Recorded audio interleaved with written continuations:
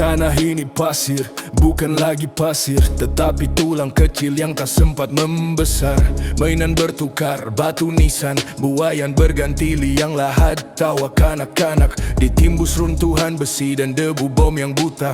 Mata dunia terbeliak tapi mulutnya terkunci rapat. Mereka menulis laporan panjang, sedang ibu mengutip cebisan anak dengan tangan. Gaza bukan kota, tapi tanah perkuburan kanak-kanak dunia.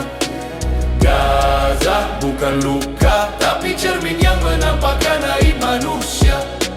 Kau kata kau bangsa pilihan, tapi pilihan Tuhan tak lahir dari darah tumpahan. Jika benar kau terpilih, kenapa tanganmu hanyir dengan dosa? Tuhan tak pilih pencuri tanah, tak pilih penyembeli bayi, tak pilih penjenayah memyar wali. Bangsa pilihan itu dongeng basi, dibaca agar dunia tunduk pada muslihat tradisi. Sedang kitab-kitab suci menjera jangan bunuh jiwa yang tidak bersalah, tapi kau pilih jadi buta. Kau ubah ayat jadi peluru, kau jadikan doa sebagai alasan untuk membunuh. Gaza bukan kota, tapi tanah perkuburan kanak-kanak dunia.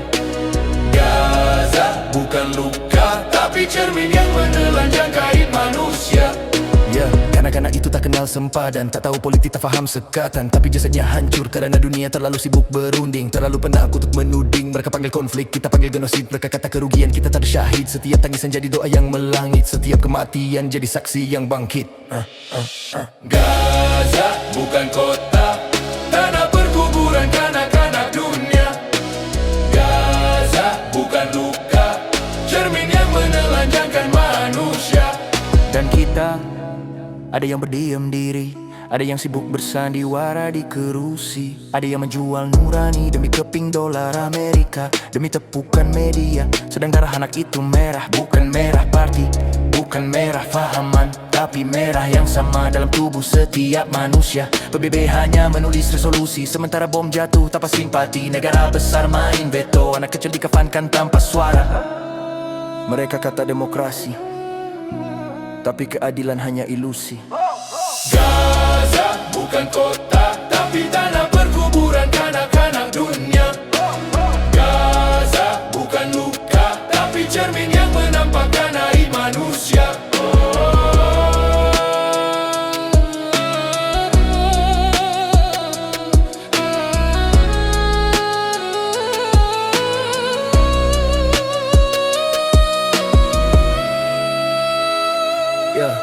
Dan kita ada yang berdiam diri, ada yang sibuk bersandiwara di kerusi, ada yang menjual nurani demi keping dolar Amerika, demi tepukan media. Sedang darah anak itu merah, bukan merah parti, bukan merah fahaman, tapi merah yang sama dalam tubuh setiap manusia.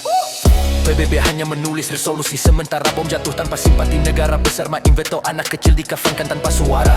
Mereka kata demokrasi, tapi keadilan hanya ilusi. Gaza bukan kota, tapi tanah perkuburan kanak-kanak dunia. Gaza bukan luka, tapi cermin yang menampakkan aib manusia. Tuhan tak pernah pilih bangsa, Tuhan hanya pilih hati yang adil. Mereka yang membunuh kanak-kanak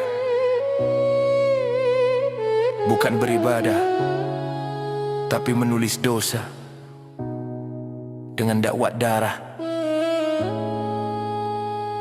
yang takkan pernah kering.